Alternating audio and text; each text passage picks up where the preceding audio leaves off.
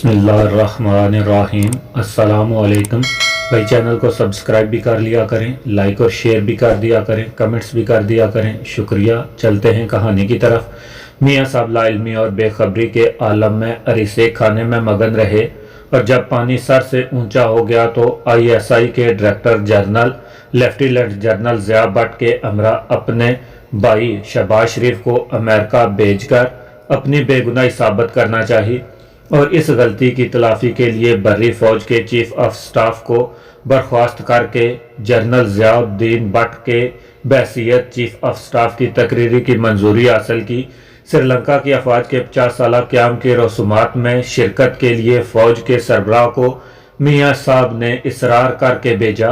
हालांकि भारत ने इन रसूमात में शिरकत के लिए जनरल परवेज़ मुशर्रफ के हम पल्ला नहीं बल्कि अपने चीफ ऑफ जनरल स्टाफ को भेजा था। मियाँ साहब के स्याह कारनामों के बायस इनमें इखलाकी जुर्रत का फुकदान हो चुका था।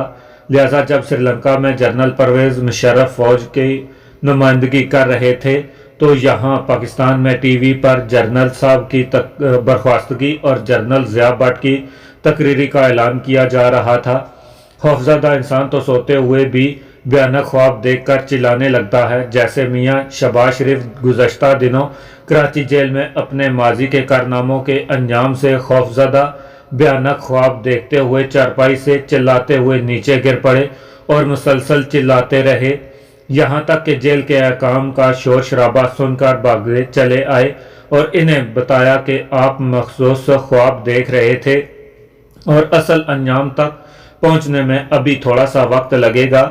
यहाँ बात कहाँ से कहाँ पहुँच गई, लेकिन मैं इस ममाती दास्तान के साथ साथ कभी कभी मुल्क के मौजूदा हालात पर तबसरा भी करने बैठ जाता हूँ।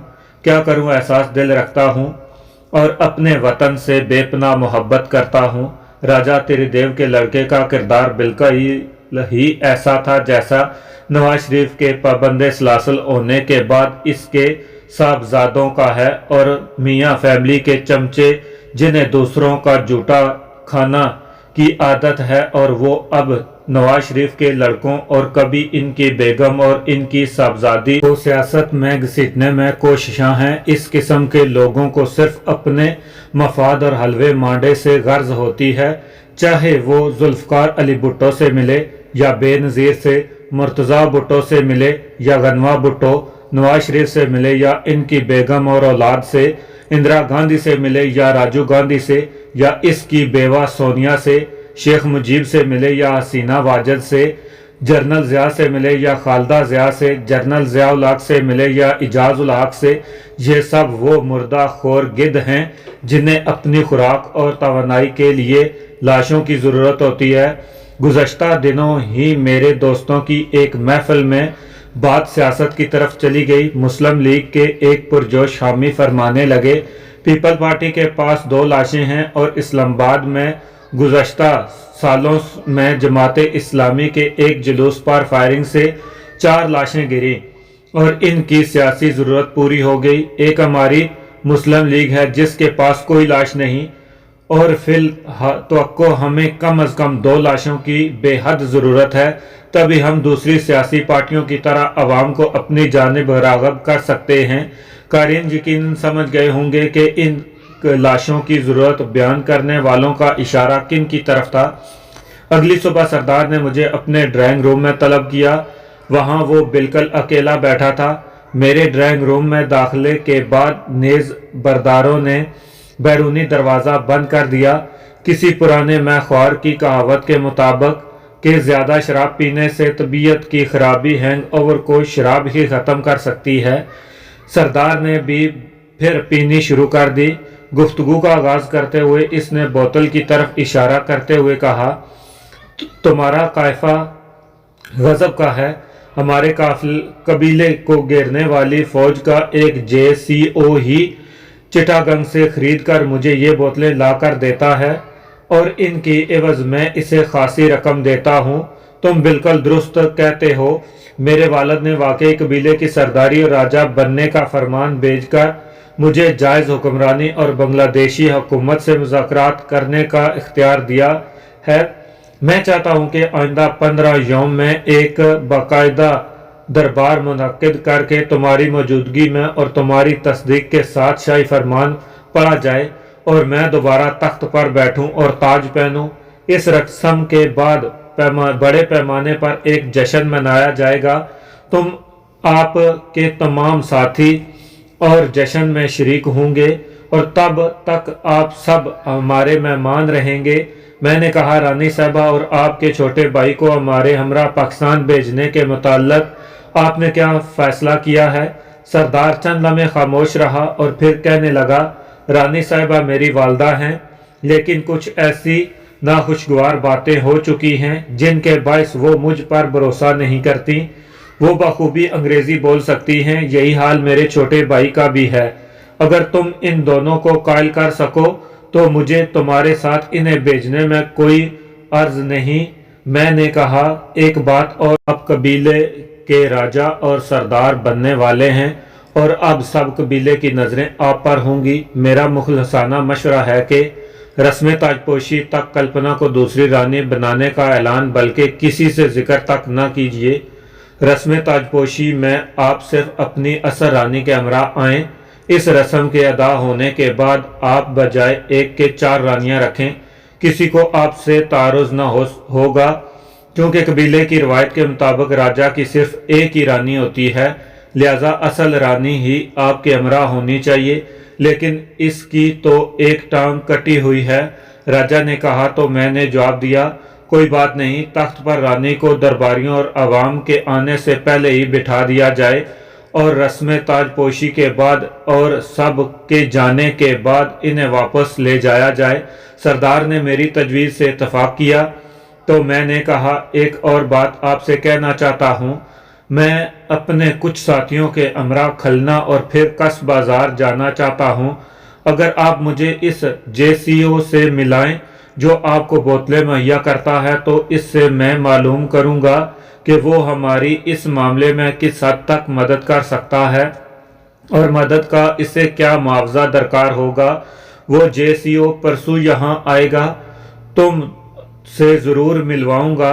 सरदार ये बात कहकर मुस्कुराते हुए और अपनी एक आंख दबाते हुए मुझसे गोया हुआ, अगर किसी चीज़ की ज़रूरत हो या तफरीह करने का मूड हो तो इसका भी इंतज़ाम किया जा सकता है। मैंने सरदार की सफ़र का शुक्रिया अदा किया और कहा, फ़िलहाल मुझे एक मिसाज करने वाले और जिस्म दबाने वाले शख्स की ज़रूरत है ताकि सफ़र की थकान दूर कर सकूं। सरदार ने हर रात और सुबह ऐसा आदमी भेजने का वादा किया और मैं इससे रुखसत होकर अपने साथियों के कमरों की तरफ चला गया और उनके साथ कुछ वक्त गुजारने के बाद अपने कमरे में चला आया। दोपहर का खाना खाने के बाद सुस्ताने के लिए मैं लेटा ही था कि मेरी खिदमत पर मामूर पहरेदारों ने मुझे आकर बताया कि कोई मुझसे मिलना चाहता है। मैंने मुलाकाती को कमरे में बुलाया।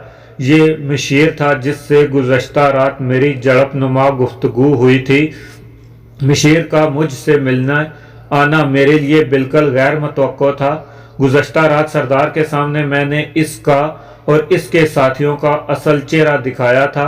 हमारी गुफ्तगू का इख्तिताम भी नाखुशगवार माहौल में हुआ था और आज सुबह सरदार से मेरी अलहदगी में जो बातें हुई इनसे मुतासर होकर सरदार ने मेरे मौक़िफ़ को तस्लीम करते हुए मेरे लाहे अमल पर चलने को मंजूर कर लिया था। बाजार कोई ऐसी वजह न थी जिसकी बिना पर मशीर को मुझसे मिलने की ज़रूरत पेश आती। मैंने मशीर को कमरे में बुलाया और रस्मी अलैक सलैक के बाद मैंने इससे आमद की वजह पूछी। मशीर कुछ देर खामोशी से मेरी आंखों में आंखें डालकर मुझे एक्सेस करता रहा और फिर बोला, आप लोग यहाँ से कब वापस जा रहे हैं? इसके इस सवाल का मैंने ज़ुबान से तो कोई जवाब न दिया, बल्कि इसी सवालिया निगाहों से इसे देखने लगा जिनका मकसद इनके सवाल की वजाहत था। मशीर भी समझ गया कि इसने बहुत मुख्तसर सवाल और बगैर कोई वजह बयान किए पूछा है। अपनी बात में जोर पैदा करते हुए वो बोला, आपने राजा साहब को इनके वालिद का खत दे दिया है। राजा साहब के छोटे भाई और रानी साहबा को यहाँ से आपके हमरा भेजने के मुताल्लिक राजा साहब का जवाब भी आपने सुन लिया है। आपने अपना फ़र्ज़ पूरा कर दिया। اب آپ کو یہاں سے فوراً چلا جانا چاہیے، ورنہ یہ بھی بتا دیجئے کہ اگر ہم یہاں سے فوری نہ گئے تو پھر کیا ہوگا۔ راجہ صاحب نے ہمارے ساتھی کلپنا کو اپنی رانی بنانے کا جشن میں شرکت کرنے کی دعوت گزشتہ رات آپ کی موجودگی میں ہی دی تھی۔ اب آپ بتائیے کہ اگر میں راجہ صاحب کی دعوت کو ٹھکرا کر آپ کے حکم کی تکمیل کروں تو اس کی ٹھوس وجوہات کو جاننا بھی میرے لیے ضروری ہے۔ اس لیے آپ کھل کر اور بغیر تکلیف کے بات کریں۔ میرا یہ جواب سن کر مشیر کچھ دیر پھر خاموش رہا، جیسے بولنے کے لیے لفظ کو ناپ تول رہا ہے، اور پھر فیصلہ کن لہجے میں بولا، ہمارے قبیلے کے اندرونی معاملات میں آپ کو دخل دینے کی کوئی ضرورت نہیں۔ آپ خواہ سلجھے ہوئے حالات کو الجھانے کی کوشش کر رہے ہیں۔ زندگی سے زیادہ قیمتی کوئی چیز نہیں۔ ہم اپنے سردار اور راجہ منتخب کر چکے ہیں۔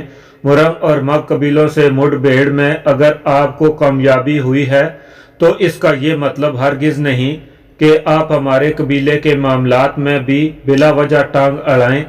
اگر آپ کے پاس اسلحہ ہے تو ہم بھی خالی ہاتھ نہیں۔ میں آپ کو وارننگ دیتا ہوں کہ آپ کل دوپہر تک رانگا ماٹی سے چلے جائیں، ورنہ اپنے بھیانک انجام کے آپ خود ذمہ دار ہوں گے۔ یہ کہتے ہوئے مشیر نے اپنے ہاتھ میں پکڑے رسیوں کے تھیلے میں سے ایک ریوالور نکالا اور اس کی چرخی گھماتے ہوئے میں نے خوفزدہ ہونے کی ایکٹنگ کرتے ہوئے کہا، برائے کرم اس خطرناک شے کو تھیلے میں واپس رکھ لیں۔ میں اپنے ایک ساتھی کو ابھی آپ کے سامنے بلا کر کہتا ہوں کہ سفر کی تیاری شروع کر دیں۔ مجھے صرف اتنا اور بتائیں کہ یہ باتیں آپ اپنی طرف سے کر رہے ہیں یا سردار کے حکم پر، اور اگر سردار نے آپ کو یہ حکم دیا ہے تو کب اور اندازاً کس وقت؟ میں یہ صرف اس لیے پوچھ رہا ہوں کہ آپ تو یقیناً ہمیں 1-2 گھنٹے کی رعایت دے دیں گے تاکہ ہم یہاں سے جانے کی تیاری آرام سے کر سکیں، لیکن سردار تو 5 منٹ کی تاخیر بھی برداشت نہیں کرے گا۔ میں نے خوفزدہ ہونے کی اتنی بھرپور ایکٹنگ کی کہ جس سے پھر بھی میرا ساتھی بعد میں کئی روز تک لطف اٹھاتے رہے۔ میں نے فوری ہی کاغذ کے ایک ٹکڑے پر کیسر کے لیے پیغام لکھا کہ جلد از جلد تمام ساتھیوں کو چھوٹے بڑے تمام ہتھیاروں سے مسلح کر کے میرے کمرے کے باہر سٹینڈ بائی پوزیشن میں لے آئے۔ یہ رکا میں نے اپنے کمرے کے باہر کھڑے ایک خادم کو دیا۔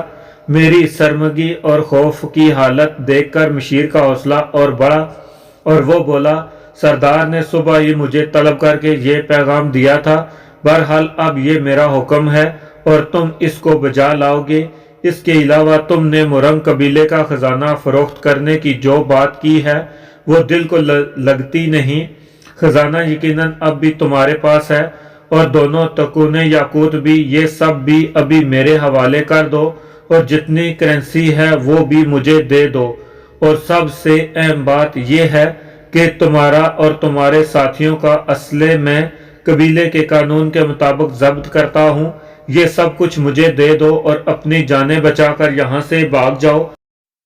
مشیر نے اپنا ریوالور ابھی تک ہاتھ میں پکڑا ہوا تھا، لیکن ریوالور اور پکڑنے کے انداز سے یوں محسوس ہوتا تھا کہ زندگی بھر اس نے شاید ایک گولی بھی فائر نہیں کی ہے۔ تقریباً 10 منٹ میں میں نے اپنے تمام پونجی اور خزانے کے جواہرات نکالنے میں لگا دیے تاکہ کیسر کو اپنے ساتھیوں کے ساتھ تیار ہو کر آنے کا مناسب وقت مل جائے۔ ادھر مشیر مجھے بار بار کہہ رہا تھا کہ جلدی کرو۔ اسی ثنا میں خادم نے کمرے میں آ کر مجھے کہا کہ آپ کے ساتھی باہر کھڑے آپ کا انتظار کر رہے ہیں۔ میں نے بڑے ڈرے ہوئے لہجے میں مشیر کو کہا کہ بہتر ہوگا کہ اپنا ریوالور اپنے تھیلے میں ڈال کر میرے ہمراہ کمرے سے باہر چلیں۔ میرے سارے ساتھی اپنا اسلحہ لے کر باہر آ چکے ہیں۔ اگر انہوں نے آپ کو مجھ پر ریوالور تاننے دیکھ لیا تو کوئی ایسی ویسی حرکت نہ کر بیٹھیں۔ میں انہیں بالکل نارمل حالات میں ہوتے ہوئے کہوں گا کہ اپنا سارا اسلحہ آپ کے قدموں میں ڈھیر کر دیں۔ مشیر صاحب جو اتنی آسانی سے مجھ پر قابو پانے اور سارے جواہرات حاصل کرنے کی خوشی میں سوچ اور سمجھ کا دامن छोड़ बैठे थे। अपना रिवॉल्वर थैले में डालते हुए मुझे डांटने के अंदाज में बोले, मुझसे कोई चालाकी करने की कोशिश न करना वरना सारी गोलियां तुम पर चला दूंगा। मैं ये ऐसा सोच भी नहीं सकता। आपके कहने के मुताबिक ज़िंदगी से कीमती कोई चीज़ नहीं।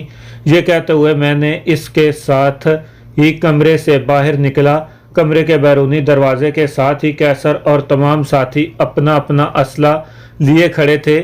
इन्हें कुछ इल्म नहीं था कि मैंने इन्हें फौरी तौर पर मुसल्लह होकर क्यों तलब किया है।